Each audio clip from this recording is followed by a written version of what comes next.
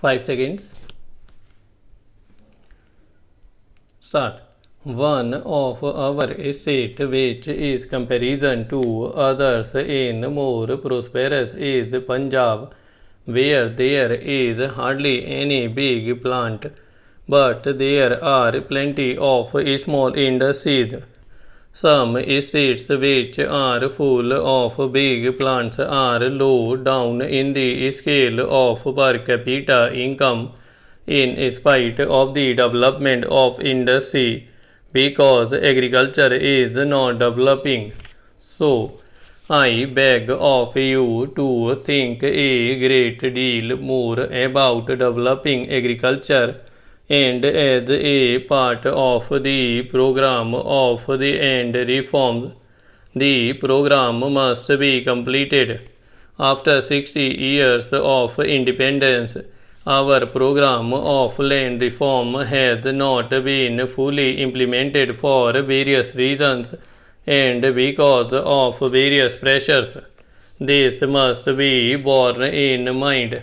I hope you all realize that this business of planning of development is not a thing for each state to do by itself or for the center alone.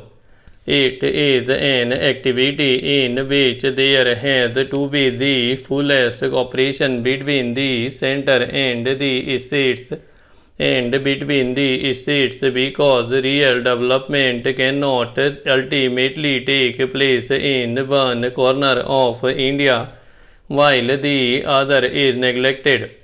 There is sometimes an unfortunate rivalry between states over something or the other. Healthy competition is good, but this rivalry is not a good thing, and you must look upon this whole planning and development process as one complete whole for India, with the states and the center cooperation all the time. In the last 12 or 13 years, we have gathered much experience in planning through success and failures. I think that on the whole we plan well. I think also that on the whole we do not implement well. It is not good to have a theoretical plan and not implemented it fully. Planned development is a complicated matter which takes you right down to the lowest rungs of the administrative ladder. To some extent, I have a feeling that these rungs of administrative ladder are not functioning as they ought to. We have some very good administrator, but it is not a good man by himself who can do much. The whole tone of the administration has to be improved, right down to the revenue official and other officials. Sometimes there is a conflict between one department and another. Therefore, each state has to tone up its administration, and ministers have to give little more time to administrative work. One of the things we have learnt from planning these last few years, and this has been stressed in the third plan report, is the need for perspective planning. You cannot plan for a year or even for 5 years. You have to think 20 years ahead and work out to those objectives. What happens is that we plan for 5 years as if we are going to start a new scheme of things at the beginning of every plan. There is no such thing. Planning is a continuous process.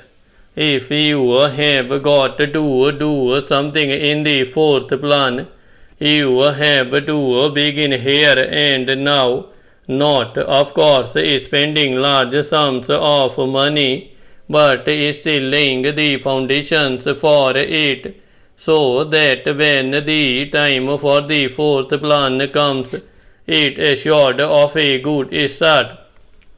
We lose much time in the initial stages on any project. This is totally unnecessary. Therefore, I think in your agenda there is provision for the preparation of the fourth plan.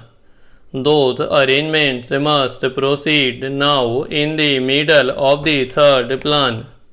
In the notes supplied to me, I remember to have read a statement that we are now in the middle of the 55 years of planning since independence. 55 years is an adequate time, and therefore half of this period is a good time to make an appraisal of the situation. I would beg of you to remember that although what you have already done is important, it is not very important by itself. An odd factory or factories or something else you put up, you have to go to the roots of the economic problem. The roots lie in agriculture, and the enormous material in the form of 950 million or more people. The other most important thing is training the people. Apart from top level scientists, technicians, engineers, etc., and we are getting more and more of them now. General training for the masses engaged in agriculture is necessary. That leads you to mass education. Education has no doubt increased. Unfortunately, I have heard that in some states the emergency has led to a slowing down in the rate of expansion of education. That I think is tragic.